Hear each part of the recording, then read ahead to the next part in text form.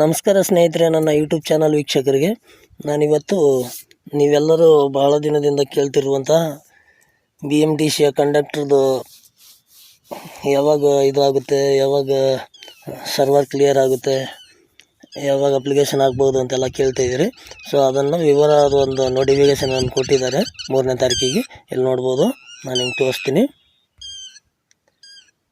ನೋಡಿ. ಇಲ್ಲಿ ಸ್ನೇಹಿತರೆ, ದಿನಾಂಕ 3/4/2024 ಒಂದು ವಿವರವಾದ ಅಧಿಸೂಚನೆಯನ್ನು ಹೊರಡಿಸಿದ್ದಾರೆ. ದಿನಾಂಕ 26/2/2024 ವಿವರದ ಅಧಿಸೂಚನೆಯನ್ನು ಕಲ್ಯಾಣ ಕರ್ನಾಟಕ ಮತ್ತು ಉಳಿಕೆ ಮೂಲ ವೃಂದಕ್ಕೆ ಮಿಕ್ಕುಳಿದ ವೃಂದ ಪ್ರತ್ಯೇಕಗೊಳಿಸಿ ಪ್ರಕಟಿಸಲಾಗಿದೆ.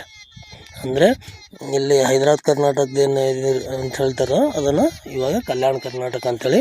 ಉಳಿಕೆ ಮೂಲ ಅಂದರೆ ಹಿಂದೆ ಸ್ವಲ್ಪ ಪೋಸ್ಟ್ಗಳು ಬ್ಯಾಲೆನ್ಸ್ ಉಳಿದಿವೆ, ಅಂದರೆ ಆ ಕ್ಯಾಟಗಿರಿಗೆ ಹೆಚ್ಚು ಅಭ್ಯರ್ಥಿಗಳು ಸಿಗದೇ ಇದ್ದ ಕಾರಣ ಅವು ಬ್ಯಾಲೆನ್ಸ್ ಉಳ್ಕೊಂಡಿದ್ದಾವೆ ಪೋಸ್ಟ್ಗಳು. ಆ ಪೋಸ್ಟ್ಗಳು ಮತ್ತು ಹೈದರಾಬಾದ್ ಕರ್ನಾಟಕ ಪೋಸ್ಟ್ಗಳಿಗೆ ಸಪ್ರೇಟ್ ಮಾಡಿ ಹಾಕಿದ್ದಾರೆ. ಅವು ಉಳಿಕೆ ಮೂಲನು ಅವುಗಳು ಕೂಡ ಸಪ್ರೇಟಾಗಿ ಹಾಕಿದ್ದಾರೆ. ಅದನ್ನು ತೋರಿಸ್ತೀನಿ. ಫಸ್ಟ್ ಇದನ್ನು ನೋಡೋಣ. ನೋಡಿ, ಬೆಂಗಳೂರು ಮಹಾನಗರ ಸಾರಿಗೆ ಸಂಸ್ಥೆಯಲ್ಲಿ ಖಾಲಿ ಇರುವ ನಿರ್ವಾಹಕ ದರ್ಜೆ 3 ಮೇಲ್ವಿಚಾರಕೇತರ ಹುದ್ದೆಗಳನ್ನು ಸಂಸ್ಥೆಯ ನಿಯಮಾವಳಿಗಳು 1982 ಮತ್ತು ತದನಂತರ ಹೊರಡಿಸಲಾಗಿರುವ ತಿದ್ದುಪಡಿಗಳ ಅನುಸಾರ ಸ್ಥಳೀಯ ವೃಂದಗಳಿಗೆ ಮೀಸಲಿರುವ ಹುದ್ದೆಗಳನ್ನು ಅರ್ಹ ಅಭ್ಯರ್ಥಿಗಳಿಂದ ಭರ್ತಿ ಮಾಡಲು ಕರ್ನಾಟಕ ಪರೀಕ್ಷಾ ಪ್ರಾಧಿಕಾರ ಆನ್ಲೈನ್ ಮೂಲಕ ಅರ್ಜಿಗಳನ್ನು ಆಹ್ವಾನಿಸಿದೆ. ಅಂದರೆ KE ಅನ್ನೋರು ಆನ್ಲೈನ್ ಮುಖಾಂತರ ಅರ್ಜಿಗಳನ್ನು ಕರೆದಿದ್ದಾರೆ. ಅದನ್ನು ವಿವರವಾದ ಅಧಿಸೂಚನೆಯನ್ನು ನೋಡೋಣ.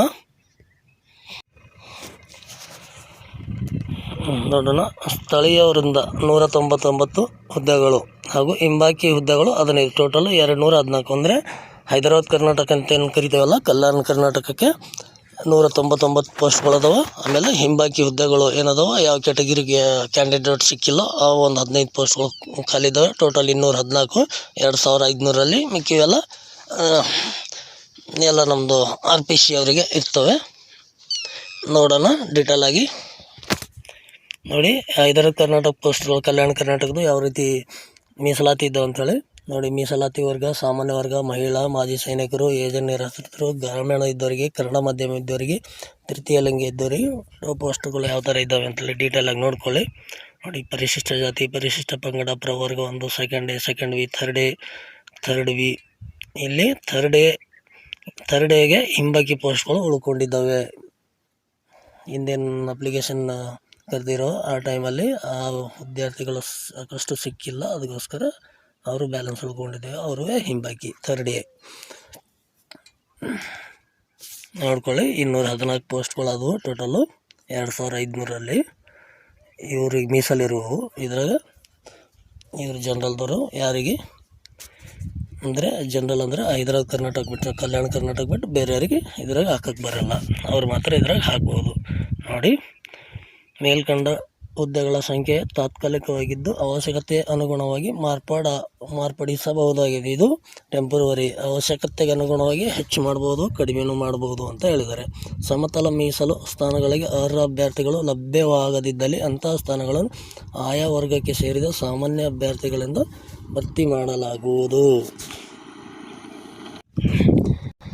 ಏನು ಪೋಸ್ಟ್ಗಳದಾವೆ, ಆ ಒಂದು ರಿಸರ್ವೇಷನ್ ಏನಿರುತ್ತೋ ಆ ರಿಸರ್ವೇಷನಲ್ಲಿ ಕನ್ನಡ ಮಾಧ್ಯಮ, ಗ್ರಾಮೀಣ ಅಂತೇಳಿ ಸಪ್ರೇಟ್ ಏನು ರಿಸರ್ವೇಷನ್ ಕೊಟ್ಟರು ಆ ಕ್ಯಾಟಗಿರಿಯಲ್ಲಿ ಗ್ರಾಮೀಣ, ಕನ್ನಡ ಮಾಧ್ಯಮ ಈ ಥರ ವಿದ್ಯಾರ್ಥಿಗಳು ಸಿಕ್ಕಿಲ್ಲ ಅಂದರೆ ಜನರಲ್, ಅದೇ ಕ್ಯಾಟಗಿರಿದವರು ಜನರಲ್ ಏನು ಬಂದಿರ್ತಾರೆ ಅಂದರೆ ಕ್ಯಾಟಗಿರಿ ವೈಸ್ ಏನು ಬಂದಿರ್ತಾರೆ ಅವ್ರನ್ನ ಆ ಹುದ್ದೆಗೆ ನೇಮಕಾತಿ ಮಾಡ್ಕೋತೀವಿ ಅಂತ ಹೇಳಿದ್ದಾರೆ. ಕ್ಯಾಟಗಿರಿ ವೈಸಲ್ಲಿ ಅಥವಾ ರಿಸರ್ವೇಷನಲ್ಲಿ ಅವರು ಸಿಗಲಿಲ್ಲ ಅಂದರೆ.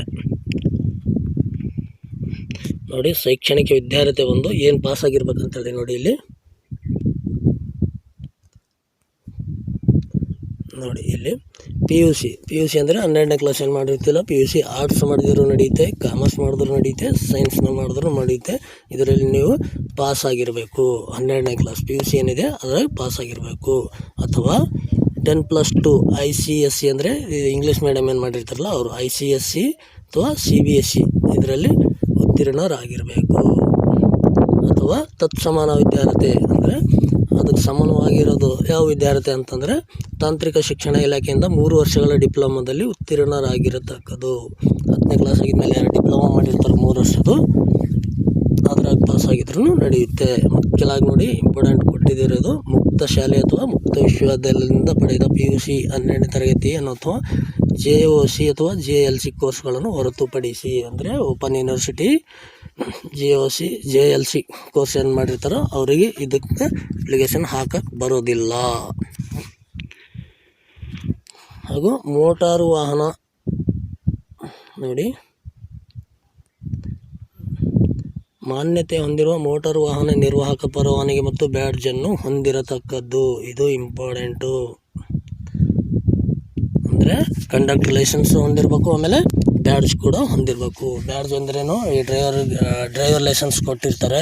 ಡ್ರೈವರ್ ಲೈಸೆನ್ಸ್ ಕೊಟ್ಟರೆ ಬರೀ ಟ್ರಕ್ ಮಾತ್ರ, ಅಂದರೆ ಲಾರಿಗಳು ಮಾತ್ರ ಓಡ್ಸೋಕ್ಕೆ ಬರುತ್ತೆ. ಯಾರು ಬ್ಯಾಡ್ಜ್ ಕೊಟ್ಟಿರ್ತಾರೋ ಆ ಬ್ಯಾಡ್ಜ್ ಇದ್ದರು ಬಸ್ ಓಡಿಸ್ಬೋದು. ಆ ಥರನೇ ಇದು ಕೂಡ ಬ್ಯಾಡ್ಜ್ ಇದ್ದರೆ ಮಾತ್ರ ಕಂಡಕ್ಟರ್ ಪೋಸ್ಟಿಗೆ ಅಪ್ಲಿಕೇಶನ್ ಹಾಕ್ಬೋದು. ಬ್ಯಾಡ್ಜ್ ಕೊಟ್ಟಿಲ್ಲ ಅಂದರೆ ಬ್ಯಾಡ್ಜ್ ಮಾಡಿಸ್ಕೊಳ್ಳಿ. ಕಂಡಕ್ಟರ್ದು ಲೈಸೆನ್ಸ್ ಮಾಡಿ ಎಷ್ಟು ವರ್ಷ ಆಗಿರಬೇಕು ಅಂತ ಎಲ್ಲ ಕೇಳ್ತಿದ್ರಲ್ವ.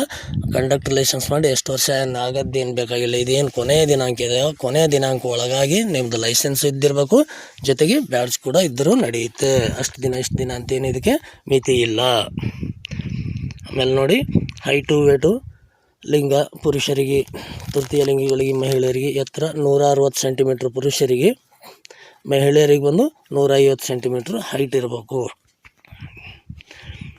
ಅರ್ಜಿಗಳನ್ನು ಸ್ವೀಕರಿಸಲು ನಿಗದಿಪಡಿಸಿದ ಕೊನೆಯ ದಿನಾಂಕ 18/4/2024 ಈ ಕೆಳಕಂಡಂತೆ ಕನಿಷ್ಠ ವಯೋಮಿತಿ ಹೊಂದಿರಬೇಕು ಮತ್ತು ಗರಿಷ್ಠ ವಯೋಮಿತಿಯನ್ನು ಮೀರಿರಬಾರದು. ಇದು ಅಪ್ಲಿಕೇಶನ್ ಹಾಕ್ಲಿಕ್ಕೆ ಲಾಸ್ಟ್ ಡೇಟ್ ಏನಿದೆ ಇಲ್ಲಿ ನೋಡಿ, 18/4/2024 ಲಾಸ್ಟ್ ಡೇಟ್ ಇದೆ. ಅದರೊಳಗಾಗಿ ನಿಮ್ಮದೆಲ್ಲ ಡಾಕ್ಯುಮೆಂಟ್ಸ್ಗಳು ರೆಡಿ ಮಾಡಿಟ್ಕೊಳ್ಳಿ. ಕನ್ನಡ ಮಾಧ್ಯಮ, ಗ್ರಾಮೀಣ, ಕಾಸ್ಟ್ ಸರ್ಟಿಫಿಕೇಟು 371, ನಿಮಗೆ ಸಂಬಂಧಪಟ್ಟ ಎಲ್ಲ ಕಾಗದ ಪತ್ರಗಳನ್ನು ರೆಡಿ ಮಾಡ್ಕೊಳ್ಳಿ. ನೋಡಿ, ಇವ್ರಿಗೆ ವಯಸ್ಸು ಎಷ್ಟಿರ್ಬೇಕಂತೇಳಿ ಸಾಮಾನ್ಯ ವರ್ಗ ಅಂದರೆ ಜನರಲ್ ಅಂದರೆ ಯಾರು, ಈ ಸೆಕೆಂಡ್ ಈ ಕ್ಯಾಟಗಿರಿ ಸರ್ಟಿಫಿಕೇಟ್ ಇರಲ್ಲ, ಕಾಸ್ಟ್ ಸರ್ಟಿಫಿಕೇಟ್ ಇರಲ್ಲ ಅಂಥವ್ರಿಗೆ ವಯಸ್ಸು 35, ಕನಿಷ್ಠ 18 ವರ್ಷ ಆಗಿರಬೇಕು, ಗರಿಷ್ಠ 35 ದಾಟಿರಬಾರ್ದು. ಆಮೇಲೆ ಕ್ಯಾಟಗಿರಿ ಬಂದು second A, second B, third B ಅವರಿಗೆ 18 ವರ್ಷ ಮಿನಿಮಮ್ ಆಗಿರಬೇಕು, ಮ್ಯಾಕ್ಸಿಮಮ್ 18 ವರ್ಷ ಮೀರಿರಬಾರ್ದು.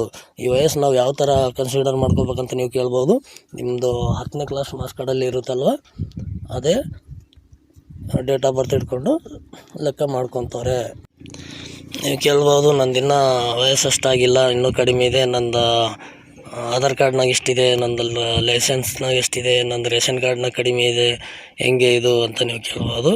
ಅದೆಲ್ಲ ಅವ್ರು ಲೆಕ್ಕ ಹಾಕ್ಕೊಳ್ಳಲ್ಲ. ನಿಮ್ಮ 10ನೇ ಕ್ಲಾಸ್ ಮಾರ್ಕ್ಸ್ ಕಾರ್ಡ್ನಾಗ ಏನು ಡೇಟ್ ಆಫ್ ಬರ್ತ್ ಇದೆಯೋ ಆ ಲೆಕ್ಕ ಇಲ್ಲಿ ಬರುತ್ತೆ. ಅದರ ಪ್ರಕಾರ ನಿಮ್ಮ ಡೇಟ್ ಆಫ್ ಬರ್ತ್ ಇಲ್ಲಿ ಕನ್ಸಿಡರ್ ಮಾಡ್ತಾರೆ. ಪರಿಶಿಷ್ಟ ಜಾತಿ, ಪರಿಶಿಷ್ಟ ಪಂಗಡ, ಪ್ರವರ್ಗ ಒಂದು ವಿದ್ಯಾರ್ಥಿಗಳು ಏನಿದಾರೆ ಅವರಿಗೆ 18 ವರ್ಷ ಕನಿಷ್ಠ ಇರುತ್ತೆ, ಗರಿಷ್ಠ 40 ವರ್ಷ ಮೀರಿರಬಾರ್ದು. ಜೊತೆಗೆ ಮಾಜಿ ಸೈನಿಕ ಅಥವಾ ಇಲಾಖಾ ಅಭ್ಯರ್ಥಿಗಳಿಗೆ 45 ವರ್ಷಗಳು. ಆಮೇಲೆ ಮಾಜಿ ಸೈನಿಕರು ಏನು ಮಿಲ್ಟ್ರಿದಾಗ ಹೋಗಿ ಬಂದಿರ್ತಾರೋ ಅಂಥವರಿಗೆ 45 ವರ್ಷ ಆದ್ರೂ ನಡೆಯುತ್ತೆ. ಆಮೇಲೆ ಇಲಾಖಾ ಅಭ್ಯರ್ಥಿಗಳು ಅಂದ್ರೆ ಆಲ್ರೆಡಿ BMC, TC, KSRTC ಇದರಲ್ಲಿ ಏನು ಕೆಲಸ ಮಾಡ್ತಿರ್ತಾರಲ್ವ ಅಂಥವ್ರು 45 ವರ್ಷ ವಯಸ್ಸಾದರೂ ಕೂಡ ಇದಕ್ಕೆ ಅಪ್ಲಿಕೇಶನ್ ಹಾಕ್ಬೋದು. ಯಾವ ಥರ ಅಂದರೆ ಆಲ್ರೆಡಿ ಡ್ಯೂಟಿ ಮಾಡ್ತಾಯಿದ್ದಾರೆ ಮತ್ತೇನಕ್ಕೆ ಹಾಕ್ಬೋದು ಅಂತೆಲ್ಲ. ಅವರಿಗೆ ಕಂಡಕ್ಟರ್ ಮಾಡೋದು ಇಂಟ್ರೆಸ್ಟ್ ಇರುತ್ತೆ, ಅವರು ಡ್ರೈವರಿಗೆ ಸೆಲೆಕ್ಟ್ ಆಗಿರ್ತಾರೆ ಹಿಂದಿನ ಇದರಲ್ಲಿ.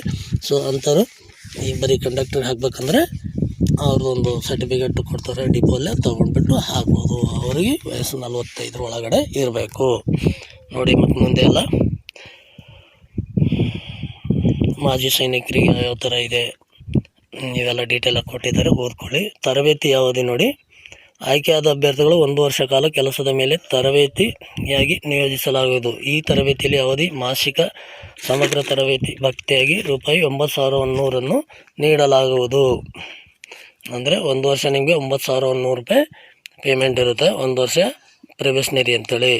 ಆಯ್ಕೆಗೊಂಡ ಅಭ್ಯರ್ಥಿಗಳು 1 ವರ್ಷದ ಕೆಲಸದ ಮೇಲೆ ತರಬೇತಿಯನ್ನು ತೃಪ್ತಿಕರವಾಗಿ ಪೂರೈಸಿದಲ್ಲಿ ಅವರನ್ನು ನಿಯಮಾನುಸಾರ 2 ವರ್ಷಗಳ ಅವಧಿಗೆ ಕಾಯಂ ಪೂರ್ವ ಪರೀಕ್ಷಾರ್ಥ ಸೇವೆಯಲ್ಲಿ ನೇಮಕಗೊಳಿಸಿ ಈ ಕೆಳಕಾಣಿಸಿದಂತೆ ಕಾಲಿಕ ವೇತನ ಶ್ರೇಣಿಯನ್ನು ನಿಗದಿಪಡಿಸಲಾಗುವುದು.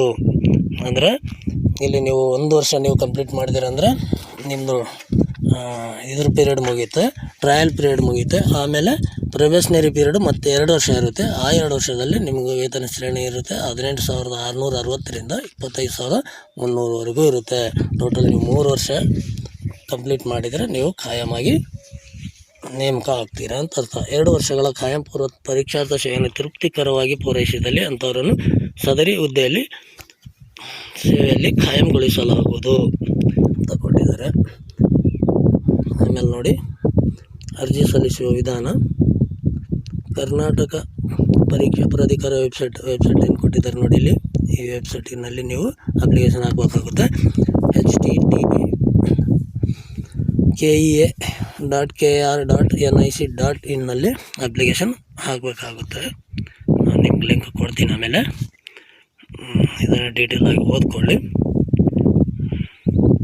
ನಿಮ್ಮ ಫೋಟೋ ಆಮೇಲೆ ಬ್ಲ್ಯಾಕ್ ಪೆನ್ನಿಂದ ಸಹಿ ಮಾಡಿದಂಥ ಒಂದು ಸೈನು ಅಪ್ಲೋಡ್ ಮಾಡಬೇಕಾಗುತ್ತೆ ಅಂತ ಹೇಳಿ ಕೊಟ್ಟಿದ್ದಾರೆ. ಎಲ್ಲ ಡೀಟೇಲಾಗಿ ಓದ್ಕೊಂಡು ಅಪ್ಲಿಕೇಶನ್ ಹಾಕಿ ಅಂತ ಹೇಳುತ್ತಾ ನೋಡ್ಕೊಳ್ಳಿ ಮುಂದೆ ಏನೇನಿದೆ ಅಂತೇಳಿ. ನೋಡಿ, ಇಲ್ಲಿ ಇಂಪಾರ್ಟೆಂಟ್ ಡೇಟ್ಗಳು ಕೊಟ್ಟಿದ್ದಾರೆ. ಇವು ಡೇಟ್ಗಳು ಇಂಪಾರ್ಟೆಂಟು. ಆನ್ಲೈನ್ ಮುಖಾಂತರ ಅರ್ಜಿ ಸಲ್ಲಿಸಲು ಪ್ರಾರಂಭಿಕ ದಿನಾಂಕ 19/4/2024. 19ನೇ ತಾರೀಕಿಂದ ಇದೇ ತಿಂಗಳು ಏಪ್ರಿಲ್ 19ನೇ ತಾರೀಕಿಂದ ನೀವು ಆನ್ಲೈನ್ ಅಪ್ಲಿಕೇಶನ್ ಹಾಕ್ಬೋದು. ಆನ್ಲೈನ್ ಮುಖಾಂತರ ಅರ್ಜಿ ಸಲ್ಲಿಸಲು ಕೊನೆಯ ದಿನಾಂಕ 18/5/2024. ಮೇ 18ನೇ ತಾರೀಕುವರೆಗೂ ನೀವು ಅಪ್ಲಿಕೇಶನ್ ಹಾಕ್ಬೋದು. ಆ 18ನೇ ತಾರೀಕು ಒಳಗಡೆ ನಿಮ್ಮ ಎಲ್ಲ ಡಾಕ್ಯುಮೆಂಟ್ಸ್ಗಳು ರೆಡಿ ಇರಬೇಕು. ಲಾಸ್ಟ್ ಡೇಟ್ ಒಳಗಡೆ ಇದ್ದರೆ ನೀವು ಮಾನ್ಯವಾಗಿರ್ತವೆ. ಅದು ಮುಗಿದ ಮೇಲೆ ನೀವು ತೊಗೊಂಡ್ರಿ ಅಂದರೆ ಅದು ಮಾನ್ಯವಾಗಿರಲ್ಲ.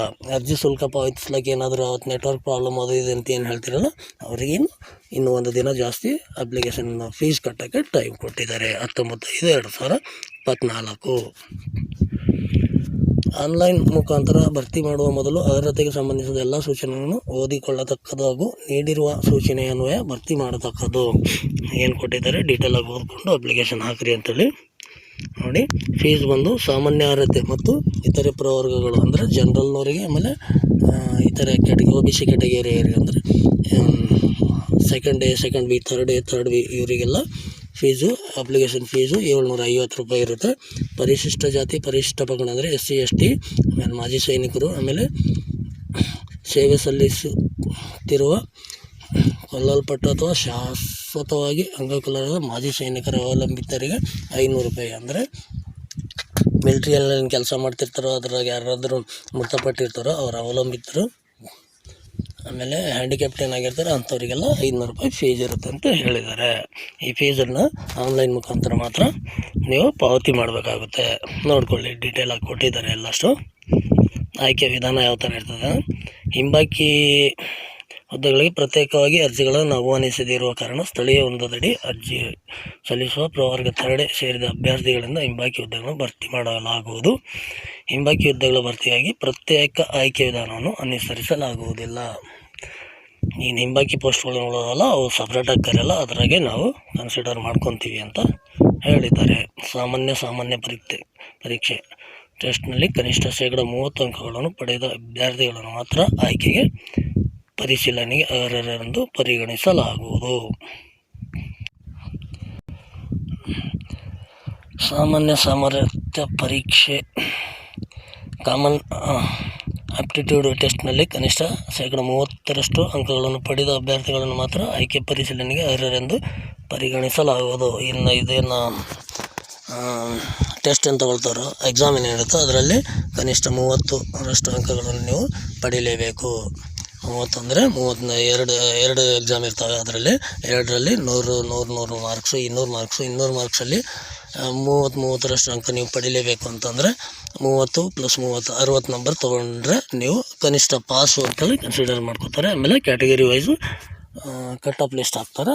ಅದರಲ್ಲಿ ನಿಮ್ಮದು ಪರ್ಸೆಂಟೇಜ್ ಬಂದರೆ ನೀವು ಸೆಲೆಕ್ಷನ್ ಆಗ್ತೀರಾ. ಈ ಥರ ಅಭ್ಯರ್ಥಿಗಳು ಆನ್ಲೈನ್ ಅರ್ಜಿಯೊಂದಿಗೆ ಯಾವುದೇ ಪೂರಕ ದಾಖಲೆಗಳನ್ನು ಲಗತ್ತಿಸಲು ಅವಕಾಶಗಳನ್ನು ಕಲ್ಪಿಸಿರುವುದಿಲ್ಲ. ಆದ್ದರಿಂದ ಅಭ್ಯರ್ಥಿಗಳು ಅರ್ಜಿಯಲ್ಲಿ ಸಲ್ಲಿಸಿರುವ ಮಾಹಿತಿಯನ್ನು ಪರೀಕ್ಷೆ ಪೂರ್ವದಲ್ಲಿ ಪರಿಶೀಲಿಸಲು ಆಸ್ಪದ ಇರುವುದಿಲ್ಲ. ಆದ ಕಾರಣ ಅಭ್ಯರ್ಥಿಗಳು ಆನ್ಲೈನ್ನಲ್ಲಿ ಅರ್ಜಿ ಸಲ್ಲಿಸುವ ಮಾಹಿತಿಯನ್ನು ಮಾತ್ರ ಆಧರಿಸಿ ಅವರುಗಳ ಸಾಮಾನ್ಯ ಸಾಮರ್ಥ್ಯ ಪರೀಕ್ಷೆಗೆ ನಂತರ ಮೆರಿಟ್ ಆಧಾರದ ಮೇಲೆ 1:5 ಪ್ರಮಾಣದಲ್ಲಿ ಅಭ್ಯರ್ಥಿಗಳ ಪೂರಕ ದಾಖಲೆ ಪರಿಶೀಲನೆ ನಡೆಸುವಂಥದ್ದಲ್ಲಿ ಅಭ್ಯರ್ಥಿಗಳ ಅರ್ಹತೆ ಹಾಗೂ ಮಾನದಂಡಗಳನ್ನು ಪೂರೈಸುವ ಬಗ್ಗೆ ಪರಿಶೀಲಿಸಲಾಗುವುದು. ನೀವೇನು ಅಪ್ಲಿಕೇಶನ್ ಹಾಕ್ತೀರಿ ಆ ಟೈಮಲ್ಲಿ ಏನು ಅರ್ಜಿಗಳು ಲಗತ್ತಿಸ್ಲಿಕ್ಕೆ ಏನು ಅವಕಾಶ ಇಲ್ಲ. ಬರೀ ಆನ್ಲೈನ್ದಾಗ ಎಸ್ ಆರ್ ನೋ ಅಂಥೇಳಿ ಹಾಕ್ಬೇಕಾಗುತ್ತೆ. ಸೊ ಅದು ಆ ಆಧಾರದ ಮೇಲೆ 1:5 ಅಂದರೆ ಒಂದು ಪೋಸ್ಟಿಗೆ 5 ಜನನ ಆಯ್ಕೆ ಮಾಡ್ತಾರೆ ಅಂಥೇಳಿ. ಆಯ್ಕೆ ಮಾಡಿದ ಮೇಲೆ ಆ ಒಂದು ಪೋಸ್ಟಿಗೆ 5 ಜನ ಕರೀತಾರೆ, 5 ಜನಕ್ಕೆ ವೆರಿಫಿಕೇಷನ್ ಕರೀತಾರೆ. ಅಂಥ ಟೈಮಲ್ಲಿ ನಿಮ್ಮ ದಾಖಲಾತಿಗಳನ್ನು ಪರಿಶೀಲನೆ ಮಾಡುತ್ತೀನಿ ಅಂತ ಹೇಳಿದ್ದಾರೆ. ಆದ್ದರಿಂದ ಅಭ್ಯರ್ಥಿಗಳು ನೇಮಕಾತಿ ಅಧಿಸೂಚನೆ ಸ್ಪಷ್ಟವಾಗಿ ಅರ್ಥ ಮಾಡಿಕೊಂಡು ಸರಿಯಾದ ಮಾಹಿತಿಯನ್ನು ಸಲ್ಲಿಸತಕ್ಕದ್ದು. ತಪ್ಪು ಮಾಹಿತಿ ಸಲ್ಲಿಸಿದಲ್ಲಿ ಅಭ್ಯರ್ಥಿಗಳೇ ಹೊಣೆಗಾರರಾಗಿರ್ತಾರೆ. ಇದನ್ನು ನೋಡಿಕೊಂಡು ನೀಟಾಗಿ ನೀವು ಸರಿಯಾದ ಮಾಹಿತಿಯನ್ನು ಹಾಕಿ ಅಂತ ಹೇಳ್ತಾ ಇದ್ದಾರೆ. ತಪ್ಪು ಮಾಹಿತಿ ಏನಾದರೂ ಕೊಟ್ಟರೆ ರಿಜೆಕ್ಟ್ ಆದರೆ ಅದು ನೀವೇ ಹೊಣೆಗಾರರು ಎಂಬ ಲೆಕ್ಕಾಚಾರ ಅವರು ಹೇಳಿದ್ದಾರೆ. ಸಾಮಾನ್ಯ ಸಾಮರ್ಥ್ಯ ಪರೀಕ್ಷೆ ನಲ್ಲಿ ಗಳಿಸಿದ ಅಂಕಗಳಲ್ಲಿ 75% ಅಂಕಗಳನ್ನು ಹಾಗೂ ಸದರಿ ಹುದ್ದೆಗೆ ನಿಗದಿಪಡಿಸಿರುವ ಶೈಕ್ಷಣಿಕ ಅರ್ಹತೆಯಲ್ಲಿ ಗಳಿಸಿರುವ ಅಂಕಗಳಲ್ಲಿ 25% ಅಂಕಗಳನ್ನು ಸೇರಿಸಿ ಮೆರಿಟ್ ಆಧಾರದ ಮೇಲೆ ಚಾಲ್ತಿಯಿರುವ ನಿಯಮಾನುಸಾರ 1:5 ಅನುಪಾತದಲ್ಲಿ ಅಭ್ಯರ್ಥಿಗಳ ಮೂಲ ದಾಖಲೆಯನ್ನು ಪರಿಶೀಲನೆಗೆ ತೆರೆಯಲಾಗುತ್ತದೆ. ಅಂದರೆ ನೀವೇನು ಎಕ್ಸಾಮ್ ಏನು ಕರೀತಾರೋ ಅದರ ಗಳಿಸಿದ 75% ಅಂಕ ಅಂದರೆ 100ಕ್ಕೆ 75 ಅಂಕ ಅದರಲ್ಲಿ ಹಿಡಿತಾರೆ. ಜೊತೆಗೆ ನಿಮ್ದು ಏನು PUC ಡಿಪ್ಲೊಮಾ ಏನಿರುತ್ತೆ ಅದರಾಗಿಂದು 25 ಮಾರ್ಕ್ಸ್ ಇಡ್ತಾರೆ. ಅವೆರಡು ಸೇರಿಸಿ ನಿಮ್ಮದು ಮೆರಿಟ್ ರೆಡಿ ಮಾಡ್ತಾರೆ. ಒಂದು ಪೋಸ್ಟಿಗೆ 5 ಜನಕ್ಕೆ ಅಂಥವ್ರಿಗೆ ಮಾತ್ರ ದಾಖಲೆ ಕರೆಯಲಾಗುತ್ತೆ ಅಂತ ಕೊಟ್ಟಿದ್ದಾರೆ. ಇಲ್ಲೆಲ್ಲ ಕೊಟ್ಟಿದ್ದಾರೆ, ಡೀಟೇಲಾಗಿ ನೋಡ್ಕೊಳ್ಳಿ. ನಿಮಗೇನು ಗೊತ್ತಾಗಿಲ್ಲ ಅಂದರೆ ಕಾಮೆಂಟಲ್ಲಿ ಕೇಳಿ, ನಾನು ಹೇಳ್ತೀನಿ. ಸೊ ಜಾಸ್ತಿ ಎಲ್ಲ ಓದ್ಕೊಂಡೋದ್ರೆ ಟೈಮ್ ಜಾಸ್ತಿ ಆಗುತ್ತೆ, ನೋಡ್ಕೊಳ್ಳಿ. ನೋಡಿ, ಪರೀಕ್ಷೆ ಮೂಲ ದಾಖಲೆ ಪರಿಶೀಲನೆ ದಿನಾಂಕ, ಮೂಲ ದಾಖಲೆ ಪರಿಶೀಲನೆ ಮತ್ತು ದೇಹದ ಅಳತೆ ಪರಿಶೀಲನೆ ದಿನಾಂಕವನ್ನು ಹಾಗೂ ಇತರೆ ಮಾಹಿತಿಯನ್ನು ಬೆಂಗಳೂರು ಮಹಾನಗರ ಸಾರಿಗೆ ಸಂಸ್ಥೆಯ ಅಥವಾ ಕರ್ನಾಟಕ ಪರೀಕ್ಷಾ ಪ್ರಾಧಿಕಾರದ ವೆಬ್ಸೈಟ್ನಲ್ಲಿ ಪ್ರಕಟಿಸಲಾಗುವುದು, ಬಿತ್ತರಿಸಲಾಗುವುದು. ಆದ್ದರಿಂದ ಅಭ್ಯರ್ಥಿಗಳು ಸದರಿ ವೆಬ್ಸೈಟನ್ನು ಕಾಲಕ್ಕೆ ಸಂಪರ್ಕಿಸುವುದು. ನೋಡಿ, ನಿಮ್ಮದೆಲ್ಲ ಮಾಹಿತಿಯನ್ನು ಇವೆರಡು ವೆಬ್ಸೈಟಲ್ಲಿ ಹಾಕ್ತಾರೆ. ನೀವು ಕಾಲಕ್ಕೆ ಅಂದರೆ ಆವಾಗ ಚೆಕ್ ಮಾಡ್ಕೊಳ್ತಾ ಇರಿ ಅಂತೇಳಿ. ಇವೆರಡು ಇಲ್ಲಿ ನಾನು ಮಾರ್ಕ್ ಮಾಡಿದ್ದೀನಿ ನೋಡಿ, ಅವೆರಡು ವೆಬ್ಸೈಟು. ಇದೆಲ್ಲ ಡೀಟೇಲಾಗಿ ಓದ್ಕೊಳ್ಳಿ. ನೋಡಿ, ಈ ಸಬ್ಜೆಕ್ಟ್ ನೋಡಿ ಏನಿದೆ, ಯಾವ ಥರ ಯಾವುದ್ರ ಬಗ್ಗೆ ಎಕ್ಸಾಮ್ ತೊಗೊಳ್ತಾರೆ ಅಂತೇಳಿ ಇಲ್ಲೇ ಇದೆ.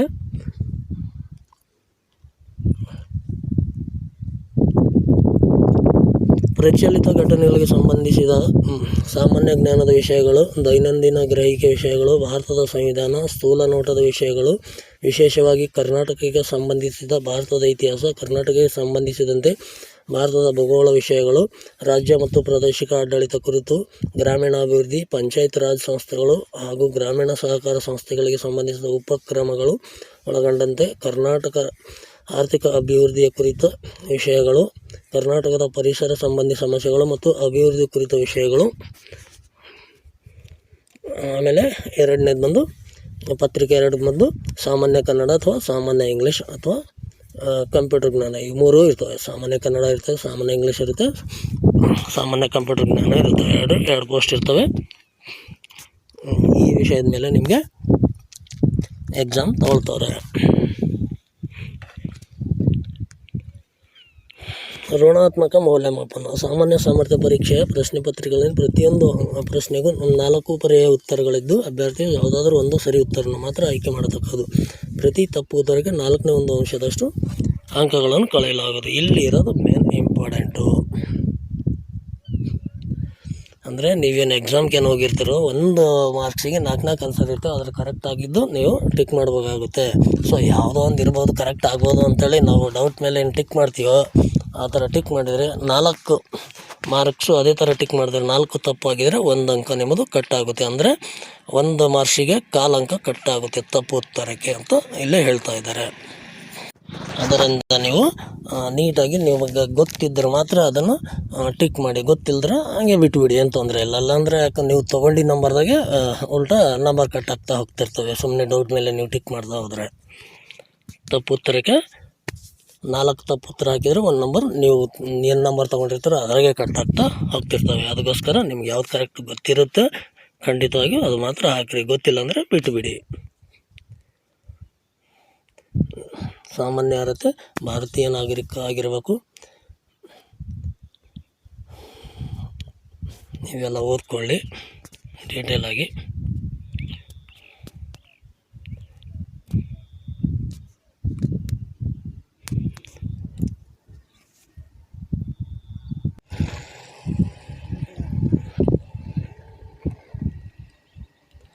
ಈ ಕೆಳಕಂಡ ಪ್ರಮಾಣ ಪತ್ರಗಳನ್ನು ಅರ್ಜಿ ಸಲ್ಲಿಸಲು ನಿಗದಿಪಡಿಸಿದ ಕೊನೆಯ ದಿನಾಂಕದಂದು ಚಾಲ್ತಿ ಇರುವಂತೆ ಪಡೆಯತಕ್ಕದ್ದು. ತಪ್ಪಿದಲ್ಲಿ ಅವರ ಮೀಸಲಾತಿ ಅಭ್ಯರ್ಥಿತನವನ್ನು ಪರಿಗಣಿಸೋದಿಲ್ಲ. ಅಂದ್ರೇನು, ಲಾಸ್ಟ್ ಡೇಟ್ ಏನಿದೆ ಆ ಲಾಸ್ಟ್ ಡೇಟ್ ಒಳಗಡೆ ನಿಮ್ಮದು ಸರ್ಟಿಫಿಕೇಟ್ಗಳು ಇರಬೇಕು.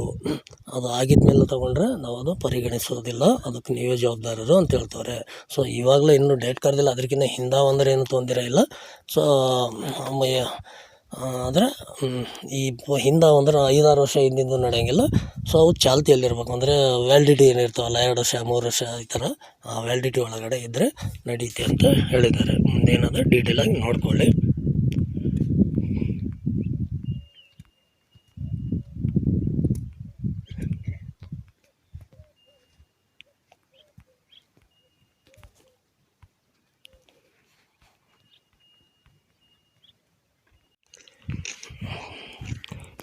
ಎಲ್ಲ ಮಾಹಿತಿಯನ್ನು ಡೀಟೇಲಾಗಿ ಕೊಟ್ಟಿದ್ದಾರೆ.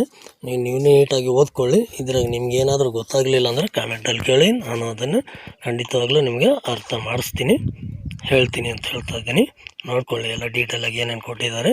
ಸೊ ನಿಮ್ಗೇನಾದರೂ ಅಕ್ಷರ ಕಾಣ್ತಿಲ್ಲ ಅಂದರೆ ವಿಡಿಯೋನ ಜೂಮ್ ಮಾಡಿ ನೋಡ್ಕೊಳ್ಳಿ, ಡೀಟೇಲಾಗಿ ನಿಮಗೆ ಗೊತ್ತಾಗುತ್ತೆ. ಯಾಕಂದ್ರೆ ನಾನೆಲ್ಲ ಓದ್ಕೊಂಡು ಹೋಗಿದ್ರೆ ವಿಡಿಯೋ ಸಖತ್ ದೊಡ್ಡದಾಗ್ಬಿಡುತ್ತೆ, ನಿಮಗೂ ನೋಡ್ಕೊಳ್ಳೋಕೆ ಬೇಜಾರಾಗುತ್ತೆ. ಅದಕ್ಕೋಸ್ಕರ ನಾನು ಸುಮ್ಮನೆ ಹಾಗೆ ಹೇಳ್ತಾ ಇದ್ದೀನಿ. ನೀವು ಜೂಮ್ ಮಾಡಿ ಎಲ್ಲನೂ ಓದ್ಕೊಳ್ಳಿ. ಯಾವುದೋ ಒಂದು ಮಾಹಿತಿ ಗೊತ್ತಾಗಲಿಲ್ಲ ಅಂದ್ರೆ ಕಾಮೆಂಟಲ್ಲಿ ಕೇಳಿ, ನಾನು ಖಂಡಿತವಾಗ್ಲೂ ನಿಮಗೆ ಅದರ ಮಾಹಿತಿ ನಾನು ಕೊಡ್ತೀನಿ. ನೋಡಿ ಇಲ್ಲಿ ಅಲ್ಲಿ ಇದರೊಳಗೆ GM SC ST ಅಂತೇಳಿ ಶಾರ್ಟ್ಕಟ್ ಇರ್ತವೆ. ಅದ್ರದ್ದು ಫುಲ್ ಫಾರ್ಮ್ ಇರುತ್ತೆ. GM ಅಂದರೆ ಜನರಲ್ ಮಿನಿಟು, SC ಅಂದರೆ ಶೆಡ್ಯೂಲ್ ಕಾಸ್ಟು, ಈ ಥರ ಎಲ್ಲ ಡೀಟೇಲಾಗಿ ಕೊಟ್ಟಿದ್ದಾರೆ. ಈ ಕಡೆ ಸಾಮಾನ್ಯ ಅಭ್ಯರ್ಥಿ ಅಂದರೆ PJ ಅಂದರೆ ಪರಿಶಿಷ್ಟ ಜಾತಿ, PM ಅಂದರೆ ಪರಿಶಿಷ್ಟ ಪಂಗಡ. ಈ ಥರ ಕನ್ನಡದಲ್ಲಿ ಕೊಟ್ಟಿದ್ದಾರೆ, ಈ ಕಡೆ ಇಂಗ್ಲೀಷಲ್ಲಿ ಕೊಟ್ಟಿದ್ದಾರೆ, ನೋಡ್ಕೊಳ್ಳಿ. ಸೊ ಇದೇ ಥರ RPC ಇದು ಇರುತ್ತೆ. ಅಂದರೆ ಇದು 371 ಕಲ್ಯಾಣ ಕರ್ನಾಟಕ ಏನಿದೆ ಅವ್ರು ಬಿಟ್ಟಿದ್ದು, ಅದು ಕೂಡ ಸೇಮ್ ಇರುತ್ತೆ. ಅದೊಂದು ಸ್ವಲ್ಪ ಜಸ್ಟ್ ಹಾಕ್ತಿರ್ತೀನಿ, ಅದನ್ನು ಕೂಡ ನೋಡ್ಕೊಳ್ಳಿ. ಸೊ ನೋಡಿ ಇಲ್ಲಿ ಇದು ಕೂಡ ಆವತ್ತಿನ 2 ಒಟ್ಟಿಗೆ ಮಾಡಿದ್ದು. ಸೊ ಹೈದರಾಬಾದ್ ಕರ್ನಾಟಕಕ್ಕೆ ಸಪ್ರೇಟ್ ಪೋಸ್ಟ್ ಎಷ್ಟು ಇದ್ದಾವೆ ಅಂತ ಹೇಳಿ ತಿಳಿಸೋಗೋಸ್ಕರ ಅದು ಸಪ್ರೇಟ್ ಮಾಡಿದ್ದಾರೆ. ಎಲ್ಲ ಒಂದೇ ಟೈಮಲ್ಲಿ ಎಕ್ಸಾಮ್ ಆಗುತ್ತೆ, ಎಲ್ಲನೂ ಸೇಮ್ ಆಗೇ ಇರುತ್ತೆ. ವಯಸ್ಸು ಅದು ಇದೆಲ್ಲ ಸೇಮ್ ಇರ್ತದೆ, ನೋಡ್ಕೊಳ್ಳಿ. ಇಲ್ಲಿ ಏನಂದರೆ ಪೋಸ್ಟ್ಗಳಲ್ಲಿ ಸ್ವಲ್ಪ ಜಾಸ್ತಿ ಇರ್ತವೆ. ಅಲ್ಲಿ ಅವರು ಹೈದರಾಬಾದ್ ಕರ್ನಾಟಕವರಿಗೆ ರಿಸರ್ವೇಷನ್ ಇರುತ್ತಲ್ಲ, ಅದಕ್ಕೆ ಅಲ್ಲಿ ಪೋಸ್ಟ್ ಕಮ್ಮಿ ಇರ್ತವೆ. ಹೈದರಾಬಾದ್ ಕರ್ನಾಟಕದವ್ರು ಇದ್ರಾಗೂ ಕಾಂಪಿಟೇಷನ್ ಮಾಡ್ಬೋದು, ನೀವು ಅದರಾಗೂ ಮಾಡ್ಬೋದು. ಯಾಕೆ ಇವರು ಹೈದರಾಬಾದ್ ಕರ್ನಾಟಕದವ್ರು ಬೇರೆದವ್ರು ಏನಾದ್ರೆ ಹೈದರಾಬಾದ್ ಕರ್ನಾಟಕದಲ್ಲಿ ಅವ್ರಿಗೆ ಕಾಂಪಿಟೇಷನ್ ಮಾಡೋಕ್ಕೆ ಬರೋದಿಲ್ಲ, ಅವರು ಇದ್ರೊಳಗೆ ಮಾತ್ರ ಮಾಡ್ಬೋದು. ಈ ಕಡೆ ಇದ್ರಾಗ ಮಾತ್ರ ಮಾಡ್ಬೋದು ಅವರು, ಅದ್ರಾಗ ಅವ್ರಿಗೆ ಮಾಡೋಕ್ಕೆ ಬರೋಂಗಿಲ್ಲ. ಇಲ್ಲಿ ನೋಡಿ ಈ ಥರ ಇದ್ರಾಗ ಮಾತ್ರ ಅವರು ಬೇರೆದವರು ಕಾಂಪಿಟೇಷನ್ ಮಾಡ್ಬೋದು. ಹೈದರಾಬಾದ್ ಕರ್ನಾಟಕ ಹೋಗೋಕ್ಕಾಗಲ್ಲ, ಅವರು ಇದ್ರಾಗೂ ಬರ್ಬೋದು, ಅದ್ರಾಗೂ ಮಾಡ್ಬೋದು. ಆ ಥರ ಇದೆ ನಿಮ್ಮ ಪರ್ಸೆಂಟೇಜ್ ಇದ್ರ ಮೇಲೆ ನೋಡ್ಕೊಳ್ಳಿ. ಪರಿಶಿಷ್ಟ ಜಾತಿ, ಪರಿಶಿಷ್ಟ ಪಂಗಡ, ಪ್ರವರ್ಗ 1, ಸೆಕೆಂಡ್ ಬಿ, ಥರ್ಡ್ ಬಿ, ಸಾಮಾನ್ಯ ವರ್ಗ. ಒಟ್ಟು ಟೋಟಲ್ ಪೋಸ್ಟ್ 2286. ಈ ಕಡೆನವರಿಗೆ ಆ ಕಡೆಗೆ 214. ಟೋಟಲ್ 2500 ಪೋಸ್ಟ್ ಕಂಡಕ್ಟರ್ ಪೋಸ್ಟ್ಗಳಿದ್ದಾವೆ. ಎಲ್ಲರಿಗೆ ಸೇಮ್ ವಿದ್ಯಾರ್ಹತೆ ಇರುತ್ತೆ. ಅವರಿಗೆ ಇವರಿಗೆ ಇಬ್ಬರಿಗೆ ಸೇಮ್ ಹೈಟ್ ಇರುತ್ತೆ, ವಯಸ್ಸು ಕೂಡ ಸೇಮ್ ಇರುತ್ತೆ, ಎಲ್ಲನೂ ಸೇಮ್ ಇರುತ್ತೆ. ಸೊ ಪೋಸ್ಟ್ ಹಾಕ್ಲಿಕ್ಕೆ ಅದ್ರಾಗ ಈ ಊರಿಗೆ ಹಾಕ್ಲಿಕ್ಕೆ ಬರೋಲ್ಲ ಅಷ್ಟೇ, ಮಿಕ್ಕಿದೆಲ್ಲ ಸೇಮ್ ಇರುತ್ತೆ.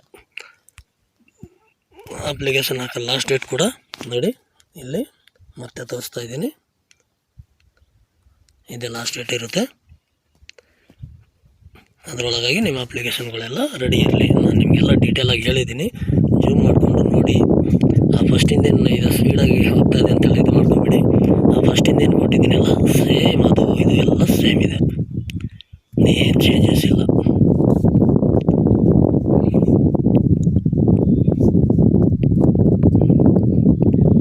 ನೋಡಿ ನಿಮ್ಮ ಕ್ಯಾಟಗರಿಗೆ ಯಾವ್ಯಾವುದು ಕ್ಯಾಸ್ಟ್ ಸರ್ಟಿಫಿಕೇಟ್ ಬರ್ತವೆ ಅಂತೇಳಿ ಇಲ್ಲಿದೆ ನೋಡಿ. ಪರಿಶಿಷ್ಟ ಜಾತಿ, ಪರಿಶಿಷ್ಟ ಪಂಗಡ ನಮೂನೆ ಡಿ ಇದೆ, ಪ್ರವರ್ಗ 1ಕ್ಕೆ ನಮೂನೆ ಇ ಇದೆ, ಸೆಕೆಂಡ್ ಬಿ, ಥರ್ಡ್ ಬಿಗೆ ನಮೂನೆ ಎಫ್ ಇದೆ. ಈ ಥರ ನಿಮ್ಮದು ಕ್ಯಾಸ್ಟ್ ಸರ್ಟಿಫಿಕೇಟ್ಗಳು ಸಿಗ್ತವೆ. ಸೊ ಅದ್ರಾಗೂ ಸೇಮ್ ಇದೆ, ಇದರಾಗೂ ಸೇಮ್ ಇದೆ, ಏನು ಚೇಂಜಸ್ ಏನಿಲ್ಲ. ನೋಡ್ಕೊಳ್ಳಿ. ನಿಮಗೇನು ಗೊತ್ತಾಗಲಿಲ್ಲ ಅಂದರೆ ಕಾಮೆಂಟ್ ಮಾಡಿ, ಖಂಡಿತವಾಗಿ ನಾನು ನಿಮಗೆ ತಿಳಿಸುತ್ತೇನೆ ಅಂತ ಹೇಳ್ತಾ, ನನ್ನ ಚಾನಲಲ್ಲಿ ಯಾರಾದರೂ ಇನ್ನೂ ಹೊಸಬರಿದ್ರಿ, ಯಾರೋ ಸಬ್ಸ್ಕ್ರೈಬ್ ಮಾಡ್ಕೊಳ್ಳೋದೇ ನೋಡ್ಕೋತಾ ಇದ್ದೀರಿ ಅಂಥವರೆಲ್ಲ ಸಬ್ಸ್ಕ್ರೈಬ್ ಮಾಡ್ಕೊಳ್ಳಿ ಅಂತ ಹೇಳ್ತಾ, ಸೊ ಈ ಮಾಹಿತಿ ನಿಮ್ಗೆ ಇಷ್ಟವಾಗಿದ್ದರೆ ಒಂದು ಲೈಕ್ ಮಾಡಿ, ಜೊತೆಗೆ ನಿಮ್ಮದು ಯಾರಾದರೂ ಫ್ರೆಂಡ್ಸ್ಗಳಿದ್ದರೆ ಅವರಿಗೆ ಶೇರ್ ಮಾಡಿ ಅಂತ ಹೇಳ್ತಾ ಮತ್ತೆ ಸಿಗೋಣ.